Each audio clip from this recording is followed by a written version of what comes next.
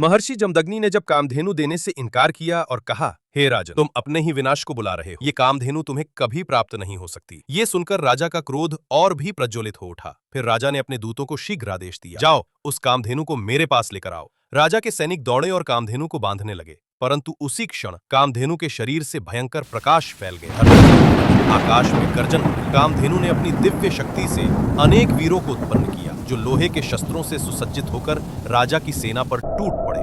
राजा के घोड़े, हाथी और असंख्य सैनिक मारे गए। कामधेनु के वीर योद्धाओं ने राजा की सेना को परास्त कर दिया। अपने सैनिकों को भागते देख राजा स्वयं युद्ध के लिए खड़ा हुआ। उसने अपने 500 धनुष और बाण उठाए और कामधेनु से उत्पन्न सेना पर बाणों की वर्षा कर दी, लेकिन उसके बाण व्यर्थ हो गए। अपने बाणों की असफलता देखकर राजा संतप्त हो गया। वो सोचने लगा, मेरा सामर्थ्य कहाँ चला गया। ये सोचकर वो व्याकुल हो उठा। कामधेनु ने देखा कि राजा असहाय और व्याकुल है, तो उसने सोचा, व्याकुल व्यक्ति पर प्रहार नहीं करना चाहिए। ये सोचकर कामधेनु और उससे उत्पन्न सभी योद्धा स्वर्गलोक को चले गए। कामधेनु के स्वर्ग जाने के बाद राजा फिर से उठा और क्रोध में आकर ऋषि जमदग्नि की छाती पर बाण चला दिए। बाण लगते ही महर्षि जमदग्नि के प्राण निकल गए। तब उनकी पत्नी रेणुका विलाप करती हुई बोली, हे राजन, तुमने व्यर्थ ब्राह्मण की हत्या की है। ये सुनकर राजा ने रेणुका पर भी बाणों से प्रहार कर दिया। रेणुका पीड़ा और शोक में डूबकर बोली, हे अधर्मी राजा, तूने जो किया है वो तेरा ही अंत लाएगा। राजा मौन रह गया और अपने भवन लौट गया, परंतु उसके हृदय में भय, पश्चाताप और अंधकार बस चुका था।